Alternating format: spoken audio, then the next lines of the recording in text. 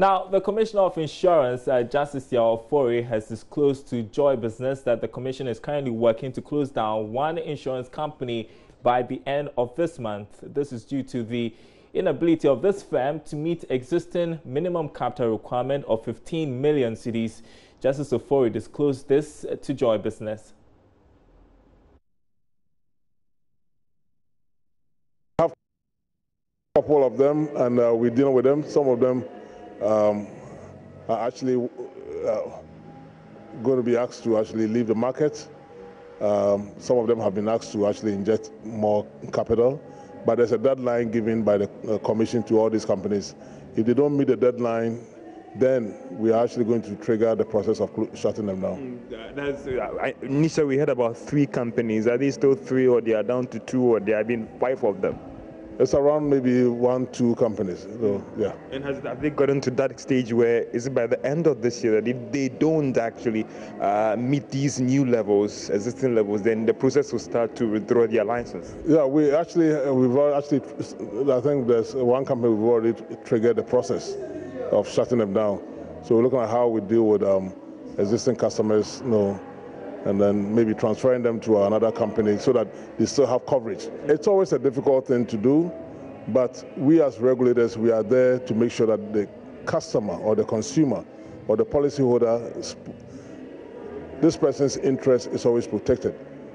So in as much as sometimes it's difficult, and we don't want to close down companies because people are employed, their families depend on them and other things. So shutting down a company is a very big problem, looking at the economy. We don't want it to happen.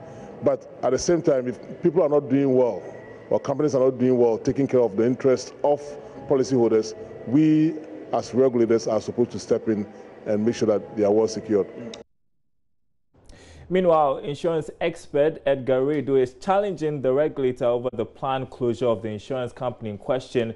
Mr. Redu tells Joy Business the National Insurance Commission has not got the legal mandate to carry out this action. He explained earlier on the marketplace. Not that it hasn't got a mandate, but the particular line of action that they are taking is wrong. Okay. You see, first of all, we need to understand the concept behind capitalization. And if we get to understand what capitalization is all about, then we begin to zero down to what's the issues we're talking about. You want to ask the Commission, what is the basis for the increase in capitalization? Okay. You don't do things whimsically and capriciously. There are bases for which you ask a particular company to recapitalize. And it is based on the size of the company and then the risk that the company has exposed itself to. We call it risk-based capital. What risk-based capital did you do? And then you put up a flat fee that everybody must be capitalized to that level. The law also states clearly that if you are not able to recapitalize to whatever level, it is the duty of the Commission to structure itself to bring you up. But then you pay a pecuniary figure, which is stated in the schedule. Issues relating to revocation of license has nothing to do with recapitalization. Section 176 of the Act tells you the circumstances under which you can revoke an insurance company's license, and recapitalization is not part of it. Now, but I believe one of the reasons why it wants to recapitalize is to ensure that insurance companies have the capacity to underwrite huge risks. It is not what he wants. It is what the law says. The insurance commissioner wants to raise the capital to 50 million. What's your... He is wrong. He hasn't got that right. He must do it according to law. That's why you don't just get up and say, because I'm the commissioner, so I've decided that everybody should raise his capital to this. He needs an ally to do that. Okay. And that is what we call risk-based capital. Those are the bases you use in determining how much somebody needs as capital. That is what we need to emphasize on. And you had the insurance expert Edgar Redu sharing some perspective. One move on now, and Deputy Minister of Energy in charge of petroleum, Dr. Mohammed Amin Adam, has reassured that the new gas recirculation model will not put LPG marketers at risk. He gave the assurance when the Ministry of Energy engaged LPG marketers on best ways of successfully implementing the gas recirculation model expected to take off in 2018. The new model attracted opposition from LPG marketers as concerns over the loss of jobs were raised, among other things. There is every reason why government should promote the use of LPG in the country. But recently, I believe you have heard of the disagreement between us as we try to implement the policy and our friends from industry who have concerns that need to be addressed, because if we fail to address these concerns, that will mean taking them out of business. And as you know, it is not the intention of the MPP government to take people out of business. We are pro-business. We want to create more businesses. We want existing businesses to grow so they can make more money and pay more taxes to the state, so they can create more jobs for the unemployed in our country. That is the position of our government. And so we will be the last government to want to kill the businesses of those who have built an industry for over 30 years or so now. We will be the last government to do that. And therefore, we had this meeting to discuss those disagreements and how we can amicably resolve them to allow for the smooth implementation of the policy. I want to report to you that there is consensus across the table between government and industry players that this new policy has come to stay. It's a good policy. They are not opposed to the policy. What remains outstanding that will ensure the smooth implementation of this policy are some implementation challenges. For instance, they're asking us to reconsider the role defined for them in the value chain. For those of you who have seen the value chain, there is already a role defined for LPG MCs that they will be converted to LPG distribution centers. They have indicated to us that that is not satisfactory, and therefore we need to look at it again. Number two, they are asking us to reconsider the timing for the rollout of the policy. We gave 1 year transition period. They think that 1 year is too short for them to come along and to be able to play their role effectively. And so we need to reconsider that. They've also asked us to pilot the policy and thereby allow for the existing model to go side by side with the new policy, so we can continue to learn our lessons and to improve on our implementation of the new policy. Well, let's bring you one of our big stories today. The country recorded a 9.3% economic growth rate ending September this year. That's according to the third quarter GDP estimates released by the Ghana Statistical Service a while ago. Now, acting government statistician Bawadia gave the details at a media briefing in Accra. Mining and quarrying sector grew by about 40.8%, and within that sector, oil and gas actually expanded by 72.2% during the third quarter of 2017. And this was the main cause of the rise in the growth rate that we are observing. We have other areas in industry which also contributed to this increase. We have water and sewage recording a growth rate of about 21.5%, and electricity 15.3%.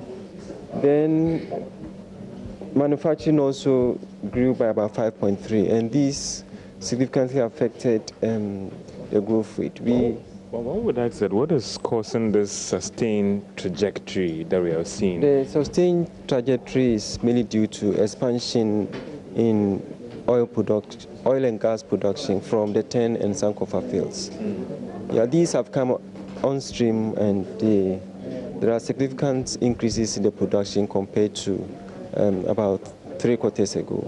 Yeah. The World Bank has also projected some strong growth for us next year. Are we likely to hit what the World Bank and even IMF is projecting for us? We would prefer to measure. They have projected growth, and we want to stay off projecting and predicting so that we can independently measure. Turning to the banking sector now, and the proposed merger of ADB and NIB appears to be negatively affecting operations of the two banks. This is what Joy Business has picked up from our sources close to the two banks. George Rafe has more. Joy Business understands the disclosure has created some uncertainty for the two banks. This is because there isn't any formal communication to the board and management to even spell out how this move would actually be implemented. The move is said to be one of the reasons that forced investment firm Belster Capital to take steps to sell its shares in ADB. A director close to one of these banks have told Joy Business they've had some challenges in opening fresh accounts, especially for retail clients, and even closing new deals, all because of this news about merging ADB and NIB to create a national development bank. However, for some, the consolation for ADB now is that this development hasn't affected the share price, which has gone up by more than 77% to reach 5 Ghana cedis, 64 pesos, after listing on the Ghana Stock Exchange. Some have argued that it might be good for government to quickly come out with details of this proposed measure to help deal with this uncertainty. Now, Ghana is facing suspension from the Extractive Industries Transparency Initiative, EITI, the global benchmark for the transparent and accountable management of extractive resources such as mining and oil. This is despite a brilliant start in the program as well as 2 international awards so far, one as recent as October 2017. Details in this Business Desk report. According to a source close to the multi-stakeholder group which serves as the governing body of the Ghana EITI, the risk of suspension is as a result of the country's inability to produce a report since 2014. This was reportedly disclosed last week during a familiarization visit by the chairman of the EITI International Board, former Swedish Prime Minister Fredrik Reinfeldt. In 2016, at the EITI Global Conference in Peru, Ghana was adjudged an exemplary country for using the EITI for wide-ranging reforms in the mining, oil and gas sectors. There, however, appears to be some suspicion among the global EITI fraternity that Ghana's commitment to transparency and the fight against corruption in the country's extractive sector is worrying. Some stakeholders suspect the visit by the chairman of the EITI International Board to Ghana was ostensibly to confirm the level of political commitment to the initiative, especially against the backdrop that reporting appears to have been stalled. The EITI requires timely publication of EITI reports. Failure to meet the required deadline would result in the suspension of the country. The suspension will be lifted if the EITI board is satisfied that the outstanding EITI report is published within 6 months of the deadline. If the suspension is in effect for more than 1 year, the EITI board then delists the country. Ghana is now only racing against time to produce a report by close of year or face the suspension. Now, Ghana and Burkina Faso will fully cooperate in the construction of the main Accra-Ouagadougou rail line. Both countries gave the assurance at an expert committee meeting held in Accra today.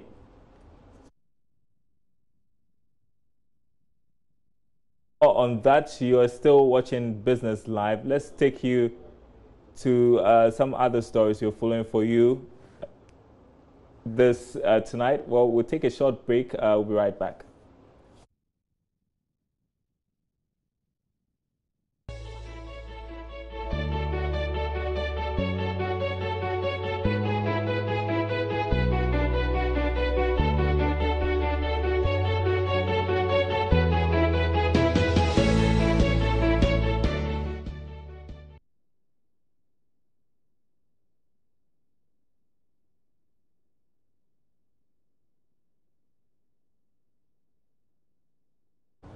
Well, welcome back to the bulletin. I want to take you back to the story we're trying to tell you about before we went on the break. Ghana and Burkina Faso saying that they would fully cooperate in the construction of the main Accra-Ouagadougou rail line. Here's more in this report.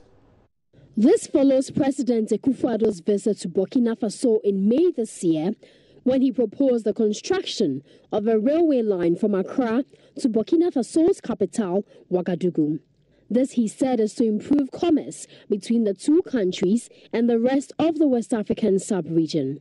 Speaking at a joint expert committee meeting that was held in Accra today, Transport Minister Joe Gatti assured the commitment and full participation of both countries in the project.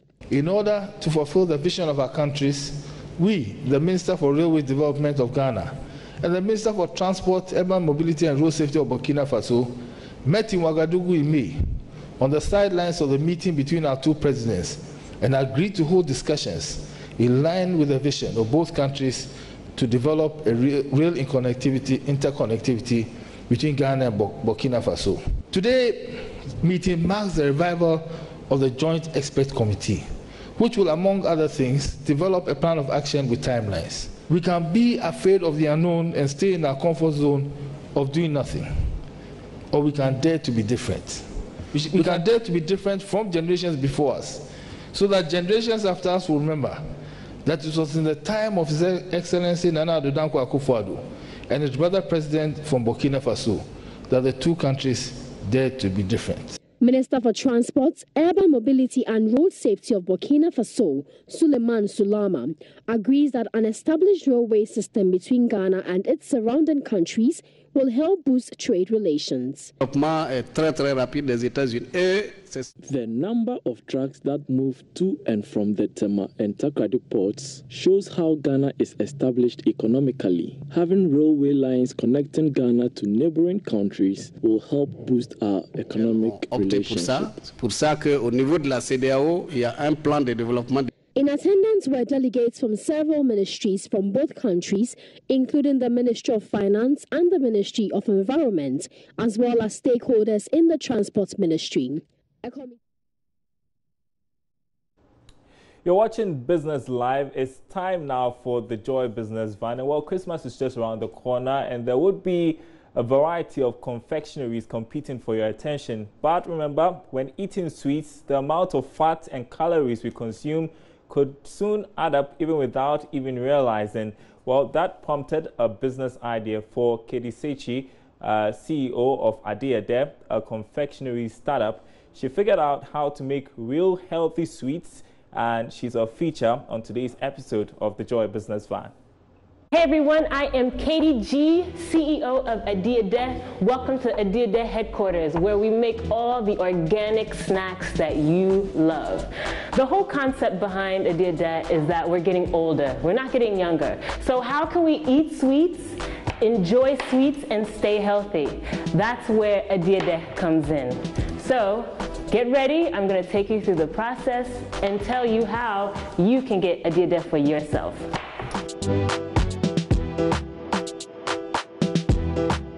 KDG Sechi is an entertainer with multiple skills. She can sing, she can write songs, she's a voiceover artist, and she loves to be called KDG.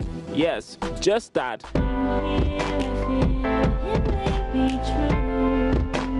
And in as much as she loves to sing and do all that, she has discovered a new passion: making sweets. I wanted to do something that I've always loved to do on the side, open some kind of side business, but in what? What do I love the most? I love food. Food, I can eat any type of food except fish. I don't eat fish, but I love food. So I figure, what can I do in Ghana that is a natural resource and that can give back, can help people, and can also be nutritional. That's when she began to experiment making sweets with the ginger, the precursor fruit, and cinnamon, which would eventually lead to the creation of Adiede, her startup. Adiede literally means something sweet, a translation from the tree language. So what's in the name? Ginger's chopped, boiled with sugarcane juice, drained, and then the ginger is coated with KDG's secret ingredient and stored in the fridge. That makes Adiede what it is. The drained juice is not wasted, it is turned into a drink. All about Adiede, making use of what you have, making use of natural resources. And so we won't just toss the natural resources after using it. After boiling the ginger, we also use the water from the ginger, the water from the percocet, and we make it useful to make it into something else because it's also nutritional. And that is KDG's selling point, the fact that her snacks are nutritional and you don't have to worry about sugar-related diseases.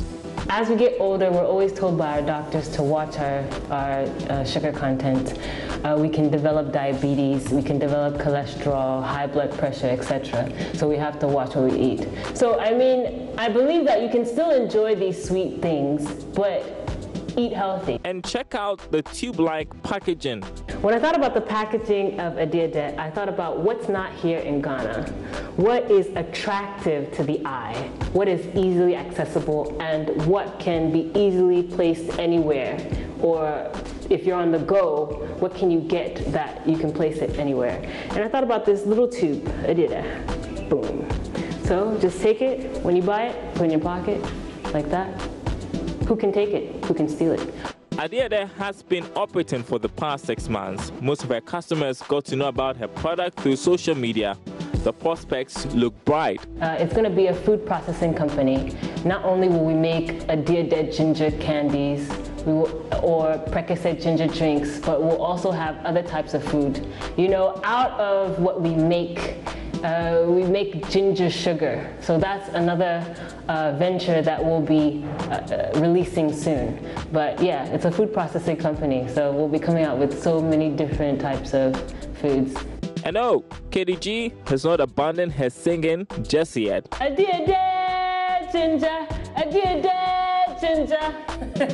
So that's what you'll be hearing when you're on the streets, when you're on the roadside and you see my people selling you Adiede ginger, Percocet ginger. You're gonna hear them say Adiede ginger. I guess we have to be on the lookout.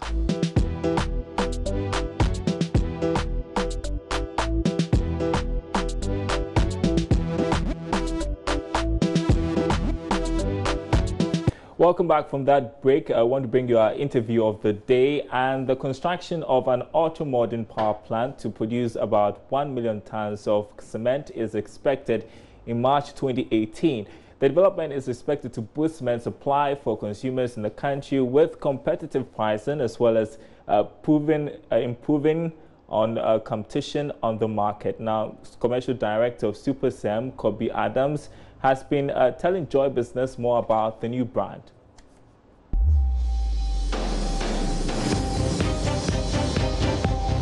Thanks, Eben. I actually think it's extremely important to the cement market in Ghana for one very big reason, which is the quality that we